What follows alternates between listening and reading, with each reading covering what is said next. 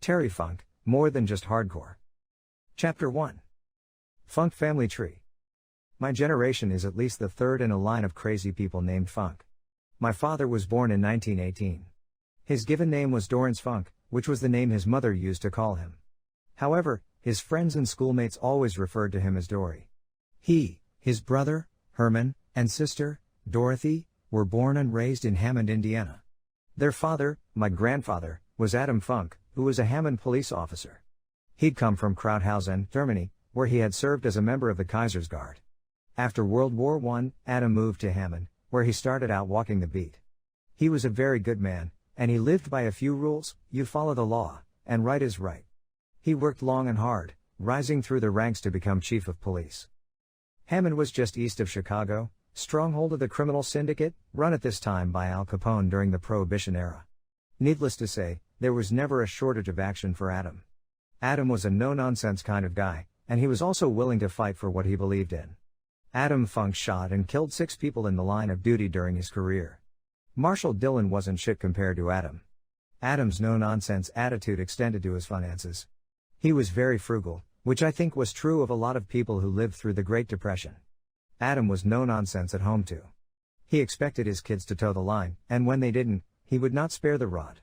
I think a lot of that transferred to my father, who I saw get violent more than once, but he always got violent at the right time. He was a great man, although he was somewhat difficult to explain. One summer, between my father's freshman and sophomore years in high school, Dory Funk had what he thought was a great idea. He would slug a few slots in syndicate-owned stores in Calumet City, on the Illinois-Indiana state line, between Hammond and Chicago. Their plan was that my father's buddy would distract the store clerk, while my father would push slugs into the slot machines. He did well for about half an hour. The only hitch to their scheme was a small window on the front of the slot machine that showed the last 3 coins played. When the clerk had finally taken more bullshit than he wanted to, he walked over to the machine.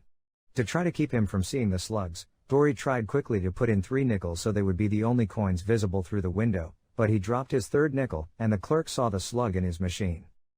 Dory pushed him aside and ran out of the store, knowing the mob would be after him and knowing they wouldn't care that he was only a kid, or who his old man was. Dory felt he had to get out of town, so he hopped on a train and rode the rails for much of the summer. He actually made it as far as Florida, but decided to head back before school started. He got to Chicago and walked the remaining 6 miles back home. As he walked up the alley to the house, he wondered what he was going to say, when 6-year-old Herman spotted him. Herman ran back in the house, screaming, "Pa! Pa! There's a bum in the alley, and I think it's Dory." My father was filthy, and he smelled awful. Adam made him take off his foul clothes, and my Aunt Dot burned them in the trash can. Adam asked his son why he had run away. When Dory told him about getting caught slugging the slot machines, Adam took off his belt and gave him the beating of a lifetime. The next morning, Adam and Dory took a father-son trip to Calumet City. They went to the store, where Adam made Dory apologize for what had happened weeks earlier. Dory also promised to repay every penny he had bilked from the store. Then Adam told everyone in the store, "If you harm my boy in any way, you'll have hell to pay." After Dory's brush with the mob, my father decided to buckle down at school. He became a good student, and an outstanding football player and wrestler.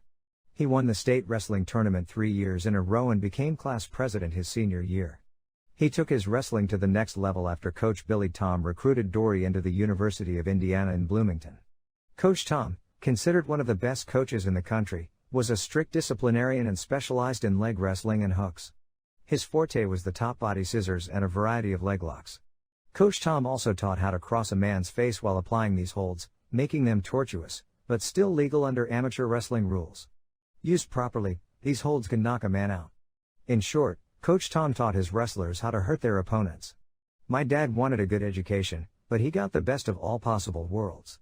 He got his education, learned how to break arms and legs, and got to be close to home, close to his family and to his true love. My aunt was not the only Dorothy in my life, or my father's.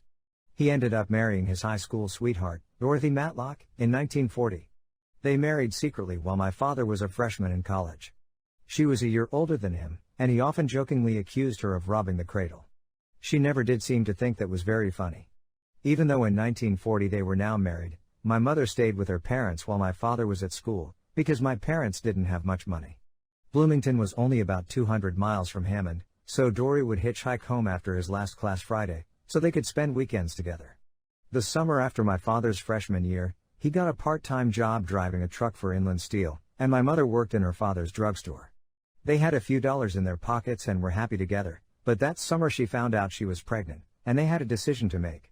My father loved wrestling at the university, but he loved Mom even more. With a baby coming, he didn't want to go back. Dad went to work for Pullman Standard, which had started making tanks, as opposed to train cars, their usual fare, as the war heated up in Europe. Dory Funk's days as an amateur wrestler were over, but he played quarterback for Pullman Standard's semi-pro football team. Dory Ernest Funk Jr. came into the world February 3, 1941. Less than a year later, the Japanese attacked Pearl Harbor and the country was in a state of shock. My father thought seriously about enlisting, but held back because of his young family. Working for Pullman and making much-needed war materials kept him out of the draft. All this time, my father missed wrestling. He liked the one-on-one competition. Beating someone on the mat gave him a rush that no other sport could supply. He went to local gyms and looked for opponents. He went through all of them, so he hit the bars and offered to take on all comers. In the early 1940s, professional wrestling was very popular, and Chicago promoter Fred Kohler was one of the most influential in the country. Wrestling was treated as if it was pure competition, even though it was not competition, even at that time. Wrestling was even covered every week on the Chicago Tribune sports page. My father wanted to get into this business, but didn't know how to go about it. Pro wrestling was a strange brotherhood, and wanting in and getting in were two different things. If you wanted in, you had to have certain qualifications. Toughness and the ability to keep your mouth shut were two of them. Smartasses were not tolerated. Those who wanted in usually ended up with the shit beaten out of them. It was a closed business and Kohler didn't want to let Dory into it initially. Eventually, he proved himself in some shoots, legitimate contests, and they decided to take him under their wing and break him into the business. Legitimate tough guys in wrestling were often called shooters, or policemen. They relished getting a hold of a mark, a derogatory term for a fan who believes in wrestling, or a wannabe. It was a feather in their caps if they made their victims scream with pain or piss their pants. A.B. Scott, my father's former high school wrestling coach, decided to cash in on wrestling's popularity by opening a half-assed promotion in Hammond. He made a deal with Kohler to use 2 or 3 of Kohler's boys, wrestlers, on each show and fill out the rest of the card with locals. The coach also wanted to use my father, and his big idea was for Dory to take on all comers. Every weekend Dory would have a shoot, legitimate match, against the best and toughest in the area. He even beat Walter Palmer, one of Kohler's top hands and a known shooter. My father's pay was a grand sum of $10 per match. After several weeks, the mob caught wind of this and sent the toughest son of a bitch they could find to beat this Funk kid. There was some betting involved, but these guys were mainly there to make the point that this mob muscle was tougher than any wrestler. I don't know if the guy was a collector, or what he did, but all he collected that night from Dory Funk Sr. was an ass-kicking. Luthez happened to be one of the main eventers sent by Kohler into Hammond the night the mob's tough guy made his challenge. Years later he told me about it. One whole section was completely mafia, he said. Your father was on the first match against their tough guy. The bell rang, and in no time, your old man had him down.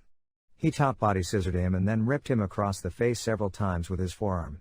This broke the guy's nose. Blood was everywhere and he quit. After the match, every one of those mafia guys walked out, not saying a word. Their boy had lost. They could have cared less about the rest of the matches. He laughed and added, including mine. A reporter from the Hammond Times covered the match as if it were a major sporting event. The coverage made Dory something of a hometown celebrity. Fred Kohler, being the prototypical wrestling promoter, smelled a few bucks to be made. He brought my father into Chicago, where Dory worked occasionally and manipulated matches. The money wasn't great, but it was something my father loved to do. He still had to maintain his Pullman job, but he was hooked on the wrestling business. Soon enough he would be out of both. In summer 1943, my father enlisted in the Navy. He knew he'd be drafted sooner or later and always said, I figured the food would be better on a ship than in some goddamn foxhole. I think he made the right choice. He went to basic training in Chicago, on Lake Michigan, where he was allowed to see Mom on the weekends. Then he was assigned to a landshore medium craft, more commonly known as an LSM. It was number 182 and assigned to the Philippine Islands. The ship was only a few hundred feet long and about 34 feet wide, carrying 50 sailors and 4 officers, plus whatever troops the boat took to the beach for landings. It was a small fish in a big pond compared to the destroyers, tankers and aircraft carriers in the fleet. My father used to say, What goddamn Jap in his right mind would want to waste his life and plane on our little boat? Now, I want to make something clear: I don't condone the use of the term Jap. I would grow to love the Japanese people, and so would my father, but he was at war with them at that point, and he had hard feelings toward them that took a long time to heal. Even though my father's ship wasn't much of a target, whenever a squadron of Zeros flew over, the ship's crew would man the 20mm cannons along with the rest of the fleet, and they would claim any enemy aircraft that went down in the heat of battle. They didn't give a damn if 10 other ships were also firing on the plane when it went down. They would paint a small picture of a plane to represent each one they had downed. From the looks of their reconnaissance tower, you'd think that ship single-handedly wiped out the Japanese Air Force. At the end of June 1944, my father's ship was hit by a typhoon, which tossed around that little boat like a matchbox in a washing machine. They ended up near the coast of China. But what he didn't know was that my mother was also in a dangerous situation at the same time. She was giving birth to a breech baby and started hemorrhaging. The only person in the area with the same blood type was her doctor, so he gave her his own blood. And that was how I came into this world.